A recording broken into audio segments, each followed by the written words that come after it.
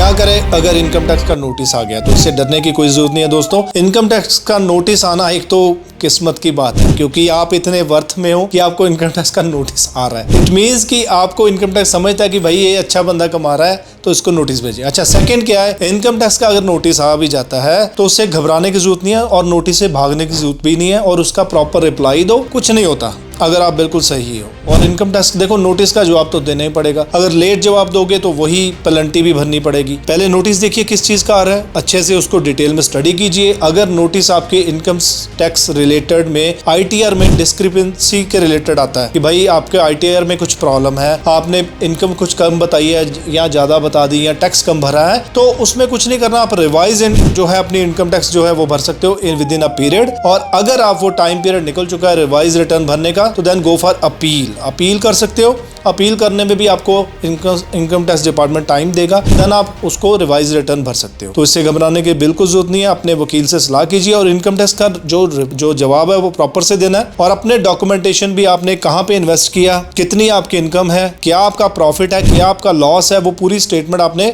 Proper से बतानी है। और अगर गलती से कुछ छूट भी जाता है तो आप अपनी गलती मान के इनकम टैक्स डिपार्टमेंट को बताइए कि ये इंटेंशनली नहीं था, गलती से हो गया, बाय मिस्टेक। तो आपको उसमें वो ऑप्शन देते हैं रिवाइज रिटर्न की, और छोड़ भी देते हैं सिंपल सी कई बार तो पेनल्टी लगती है, पर मोस्टली ज्यादातर बार पेनल्टी नहीं लगती। वो आपकी जेन्युइननेस और आपका जो लास्ट का प्रीवियस का ट्रैक रिकॉर्ड है वो देख लेते हैं, तो आपको आराम से इनकम टैक्स नोटिस का आपका जो जवाब एक्सेप्ट करके आपको केस को फाइनल कर देते हैं। तो इनकम टैक्स डिपार्टमेंट से भागने की जरूरत नहीं है, इसको आप प्रॉपरली पेश कीजिए नोटिस को और उसका रिप्लाई फाइल कीजिए। Thank you. ऐसे करना है इनकम टैक्स डिपार्टमेंट नोटिस का रिप्लाई।